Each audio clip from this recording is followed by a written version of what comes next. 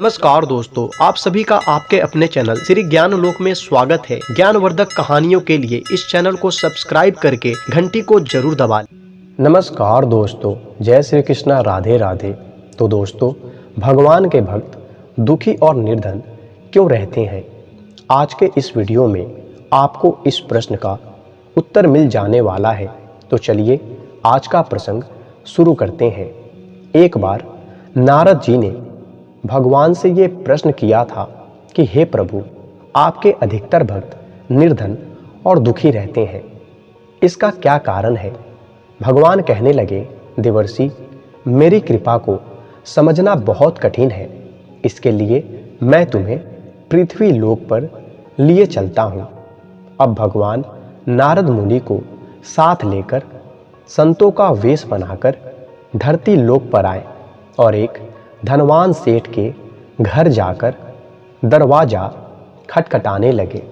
फिर जब घर के अंदर से सेठ निकला तो भगवान ने उससे भिक्षा का आग्रह किया और कहा, हे सेठ जी, हमें बड़े जोर की भूख लगी है, क्या हमें थोड़ा भोजन मिल सकता है?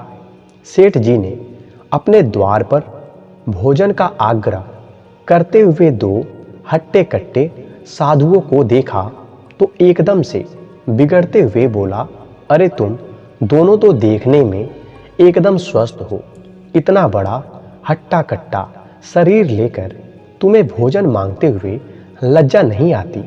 तुम लोग को तो मेहनत करनी चाहिए, खुद कमाकर क्यों नहीं खाते? दूसरे की कमाई पर तुम्हारा क्या अधिकार है? जाओ यहाँ से और कहीं और मांगना भिक्षा, मैंने तुम्हारे लिए नहीं कमाया है। दोस्तों, सेठ के ऐसे बर्ताव को देखकर नारद जी को बहुत क्रोध आया। कहने लगे, प्रभु, ये धनवान इतना सारा धन पाकर भी हमें भोजन नहीं करा सकता है, तो ऐसा धन किस काम का, जब ये किसी साधु संत को भोजन ही नहीं करा सकता। प्रभु, आप इसे अभी श्राप देकर कंगाल बना दो। नारद जी की बात सुनकर प्रभु ने उसे और ज़्यादा धन संपत्ति का लाभ का वरदान दे दिया।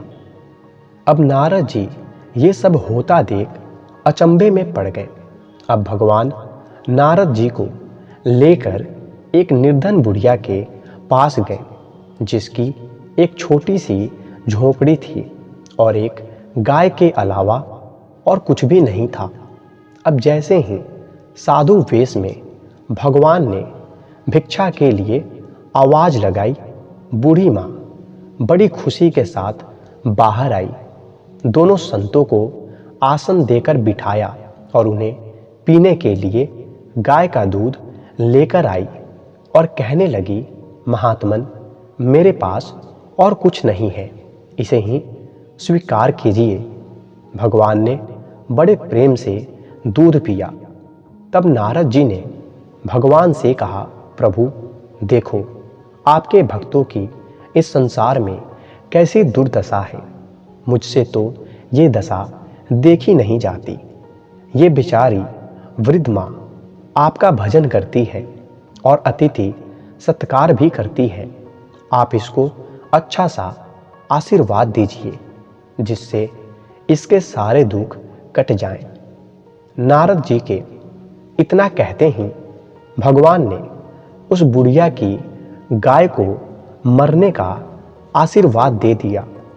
ये देखकर नारद मुनि से बर्दाश्त करके रोका नहीं गया और गुस्से में आकर भगवान से बोले, प्रभु, ये आपने क्या किया? आपने उस कंजूस सेठ को और अधिक धनवान बना दिया, जिसने कि आपको पूछा तक नहीं स्वागत सत्कार किया, ना ही भोजन दिया और ना तो और दो बात खरी खोटी भी सुना डाली। और वहीं जिसने आपका अतिथि सत्कार किया, आपको प्यार से दूध पिलाया, उसको आपने गाय के मरने का अभिशाप दे दिया। ये आप कैसा न्याय कर रहे हो? भगवान बोले, सुनो देवर्षि, ये बुढ़िया मेरा दिन रात भजन करती है, कुछ दिनों में इसकी मृत्यु हो जाएगी। यदि मैं इसकी गाय के मरने का अभिशाप नहीं देता तो इस बुढ़िया की मृत्यु के समय इसको इस बात की चिंता लगी रहती कि मेरे मरने के बाद मेरी गाय को कोई कसाई ले जाकर ना काट दे। मेरे मरने के बाद इसको कौन देखेगा? तब उस समय इसको मेरा स्मरण ना होकर बस गाय की ही चिंता लगी रहती और इसी के फलस्वरूप ये मेरे धाम ना जाकर किसी गाय की योनि में चली जाती। तो देवर्षि, अब बताओ मैंने अच्छा किया या बुरा? नारद जी बोले, प्रभु आपने बहुत अच्छा किया, परंतु आपने सेठ को और अधिक धन माया देकर तो बुरा किया है। भगवान बोले, नहीं, उस सेठ को मैंने और अधिक धन संपदा देकर उसे उसकी करनी का दंड दिया है। अब जब वो मरेगा तो मरते समय उसको अपने धन और तिजोरी की ही चिंता रहेगी। इसी के कारण उसको अगला जीवन सर्प का मिलेगा और अपनी तिजोरी के नीचे धन पर कुंडी मारे बैठेगा। हे देवर्षि, इस पृथ्वी लोक पर यही एक नियम खास है, जिस व्यक्ति का जिस चीज में अधिक लगाव रहेगा उसका जन्म उसी के आधार पर मिलेगा। जैसे मनुष्य जो चीज बुद्धि में अधिक सोचता है उसी को वो स्वप्न के रूप में देख भी लेता है। भगवान अपने भक्तों पर दुख इसलिए डालते हैं कि वे आग में सोने की तरह तपकर हमेशा स्वर्ण बने रहे, जिसकी कांति कभी धूमिल नहीं होती। यदि उन्हें धन का सुख दे दिया तो उनका तप नष्ट हो जाएगा। धन पाकर मनुष्य संसार में लिप्त होता है और निर्धन होने पर भक्ति में, धन बढ़ने से असंतोष बढ़ता है।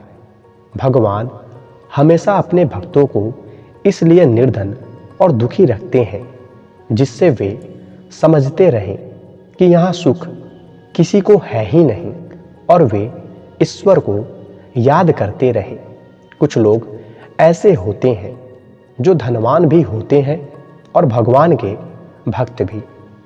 उनकी खास बात ये होती है कि वे धनवान तो होते हैं पर उस धन में लिप्त नहीं होते।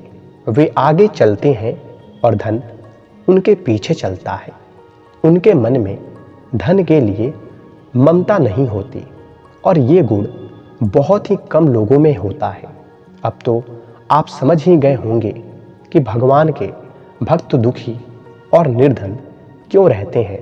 अब आपको इस महत्वपूर्ण बात को अपने पल्ले बैठा लेना चाहिए कि यदि कभी भी आप पर दुख आ जाए और आप दुखी हो तो आपको सहायता की जरूरत पड़ेगी, तो इन लोगों से सहायता कभी ना मांगे। जैसे कि कंजूस व्यक्ति, गाली बकने वाला मूर्ख, जंगल में रहने वाले ठग, नीच, निर्दयी, बैर बांधने वाले, उपकार ना मानने वाले। तो दोस्तों, धन की प्राप्ति करो पर धर्म के साथ। सही मायने में धनवान वही बन सकता है जो क्रोध और खुशी के उठे हुए वेग को रोक लेता है और आपत्ति में धैर्य नहीं खोता। वही राजलक्ष्मी का अधिकारी होता है। तो दोस्तों, उम्मीद है आपको ये प्रसंग पसंद आई होगी, तो कृपया लाइक करें और अपने दोस्तों में शेयर करें। धन्यवाद।